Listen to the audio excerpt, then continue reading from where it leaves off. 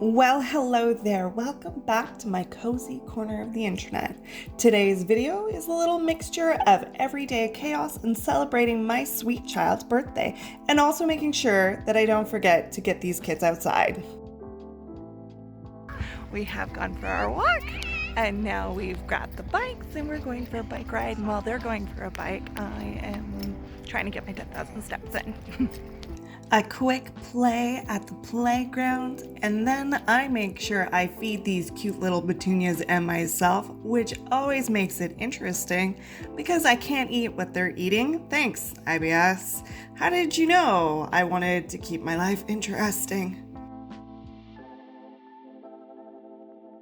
Off we go again, and this time we are off to Castle Fun Park. My little guy wanted to go and try the go-kart, but was way too nervous. So I said, I'll go first. I've never done it before, but hey, mom mode activated.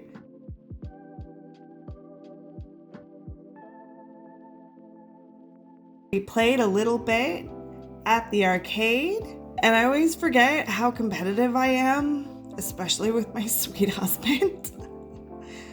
And a quick drive and we find ourselves at Five Guys, one of the few places that I can actually eat. I got a lettuce wrap burger because yes, you can have IBS and still enjoy fast food. You just have to be very strategic about it.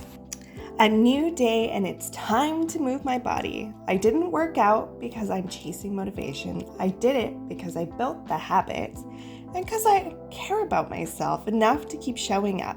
I hurt my back in my 20s. Moving my body now is a way that I take care of future me. Exercise isn't a punishment, and it's how I stay strong and how I feel comfortable in my own skin. And how I remind myself that this body deserves care every single day, and it's a promise to myself, and forward-thinking Jenna is always grateful. One of my favorite ways of keeping workouts gentle and enjoyable is pairing it with a really good story, and right now I'm listening to The Venom Dark and Sweet by Judy I. Lin. Have you guys been reading anything good lately? If so, drop it in the comments. I would love to hear it. Honestly, having an audiobook makes the workout feel so much lighter, and instead of counting reps or watching the clock, I just get lost in a story. I actually use the Libby app a lot. It connects you to your local library, and that's where I borrowed this book from. I love it because you can try out a bunch of different genres with no pressure of buying anything, and I tend to listen more than I read. I have a bit of a reading-writing process issue. On page, I miss about half of the dialogue, but with an audiobook, I can sink in and I can get a much more immersive experience. I got myself dressed and ready to go. Me and my sweet husband, Matt, managed to squeeze in a little lunch date at the mall. I was so excited to try something different for once that was not sushi. While I was getting ready earlier, Matt, already gone out, surprised me with a gluten-free, dairy-free cupcake so I could be included too.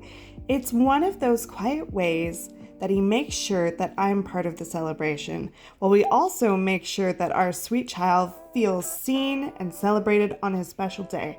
Living with IBS touches so many parts of my life, and these are the tiny gestures that mean everything.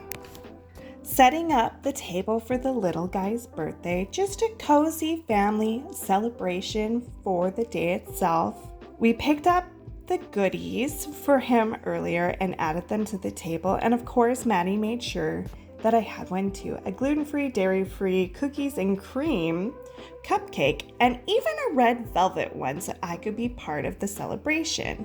When we headed out to me and Ed's, my little guy's favorite pizza place, it felt so good to join in without stressing out about what I would eat. Celebrating with IBS isn't always easy, but I'm so grateful to have a loving family who meets me in the middle, and at the end of the day, it's about making sure our little guy feels celebrated on his birthday, and that's what matters most.